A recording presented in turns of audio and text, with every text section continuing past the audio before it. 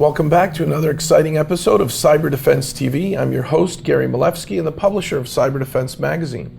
Sitting in my hot seat today is a very special guest, John Emmerich, who is the Chief Financial Officer. I rarely get to sit with the CFO, so this is exciting, of Code42. John, welcome. Thank you very much, Gary. It's nice to be here. So Code42, I've used your solution way back when, like 2001, to do backups, just personally. You were an early customer. Thank you. Yeah, and I think maybe you partnered with some ISPs so we could find out about you. Yep. You guys have evolved in a DLP direction, but you have a new definition for DLP. Share it with our viewers. Absolutely. So today we are next-gen DLP, and that P really stands for protection. It's not about prevention, it's really about protection. So data loss protection, that Correct. means we don't want to lose the data? Correct. What we think is that prevention doesn't really work. We see that all the time. There's very rigid rules in place, etc. And what we really think is protection with our product, our solution, is all about speed of identifying where you have an issue and speed of response. So traditionally, we've seen so many breaches where people say it happens in cities, smart cities. Yep. I've got to pay the ransomware fee. It's like the next gen of WannaCry is hitting everybody. If they have Code42, do they have to pay the bad guys their ransomware fees? I think that's really an external issue. What we're really focused on is insider threat. What we see is about 50% of a very large percentage of the issues that take place are taking place from insider threat, from inside the castle, so to speak. And so what we're really focused on is not preventing. I think companies still need to have that external protection in place, but what we're really focused on is how do you look at the threat from the insider perspective. And so that's what we do. We're taking that data and we're allowing companies to have visibility of where their data lives and how it moves around. Can you bring me back, like in the old days, though, to an earlier version of my data? We can, because we're using our old technology. And so what we have in that is we have the situation so that when there is an issue, we provide the company the ability not only to understand what happened with the data, but to still have the data so that it's not lost. Okay, so I'm not going to pay my ransomware fees. Correct. And with Code42 from 2001 to present, you guys have done some amazing things. You have a dashboard and it gives alerts. Can you tell our viewers about it? Yeah, it's fantastic. So what we're trying to do is help the CISOs. The issue of insider threat is a large issue. It's daunting. And frankly, one of the things that we've looked at is when you talk to companies about offboarding, so absolutely, when they answer the question of, do you collect their cards, their access cards? Yes, we do. Do you take their computers? Yes, we do. And what do you do to look at the data? And it's usually no response. Well, we don't do anything with that because they don't have that visibility. Today, we're giving them the ability to look back and see what departing employees did with that data. Did they take anything? And on top of that, then they can respond. They can go back to that employee and alert them that we know you took this data. We could alert potential future employers.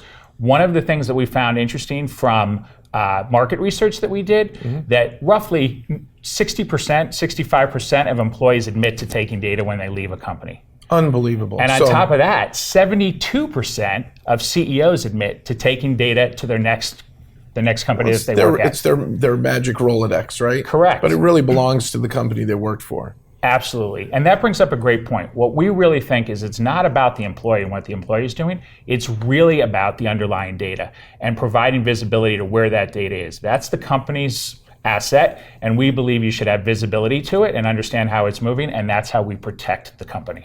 Can you handle the issue? So many companies have moved their data into the cloud. And I love, you're the first guy talking about offboarding. Right? Most people are not thinking about, what does HR and the CFO have to do with the CISO and the IT team? A lot. Right? And you're saying, hey, how come someone just spent money on, Zoho and we're using Salesforce, right? Yep. So you've got these things we call shadow IT. You've got employees moving data in places they shouldn't. Maybe it's an accident. Maybe it's on purpose.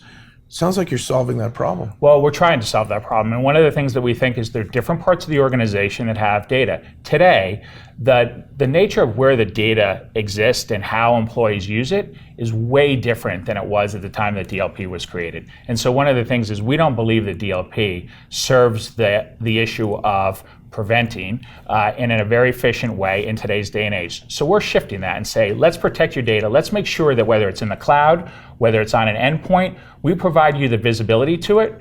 we make sure that we can go grab it if you need to look at it, or you as a company can go grab it if you need to look at it. And I think it provides a much more holistic approach to having access and understanding what's going on with your data. So it doesn't matter where the data lives. It does not matter where the data lives. Is Code42 deployable for SMBs? Is it going to SMBs through MSSPs, or is it only for the big guys? Today we're focused really on approaching the enterprises. We still have our existing SMB solution, but our first goal is to continue to push out to the enterprise, and then eventually we'll sweep it back around to the small business. Do you sell direct, or do you have channel partners around the globe? We have both. How do you sell? We sell direct mainly, but we also use, because a lot of those big companies use channel partners as their means of doing procurement, and so we work with a lot of the channel partners as well. Do you provide a proof of concept, a proof of value, or a trial?